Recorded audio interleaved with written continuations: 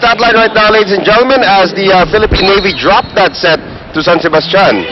And the story for the third set, in almost all departments, both teams has contributed or raked in the points, but it has been the unforced errors that has actually cost the Philippine Navy the third set. If you can see on your screens, they had 6 errors as only compared to 2 of San Sebastian. So it was a pretty consistent third set for the Lady Stags. And Maynilad is the official drinking water provider of the Shakey's V-League.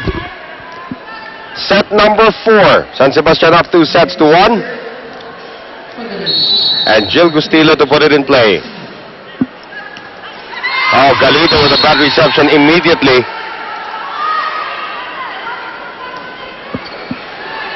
So it is now 1-0. Jill Gustillo continues to serve now for San Sebastian. Galido, Serafica, Bautista off the block.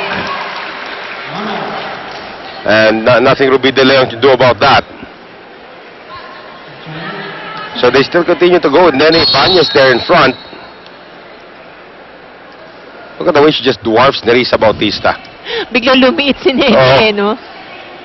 Boli, Cruzada, Serafica, for Nene. Set up now for Boli, or make that Benito. From the back row. 2-1 now, San Sebastian. If it's Fun Family Pizza, it's gotta be Shakey's. And here is Janet Doria. Oh, another good circle for San Sebastian. Now reception problems plaguing the Philippine Navy, Ivy. And at this point, of course, that's one thing that they can't afford. Because the only way for them to be able to set up any of the attacks is through a good reception. Tama si Charles Barkley, you cannot score without the ball. And Bautista scores with the ball. 3-2, San Sebastian. Serving is Mai Prochina. Benito. De Leon. Boli cross court. Here's Bautista. Wow, power hit again coming from Nene Bautista. Nasanggapan ni Boli pero hindi niya naiangat eh. Nene Bautista with 17 points now as of this fourth set. There's De Leon. Drop. Free ball given by Philippine Navy. De Leon attacking. Galido on the reach. Oh! And Galido and Prochina collide with each other. Lamang na naman po dito San Sebastian.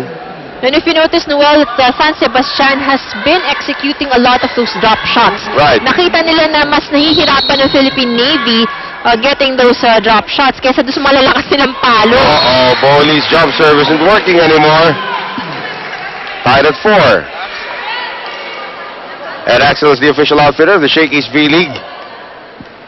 As Nerissa Bautista puts it in play. Nice read by Crisostomo.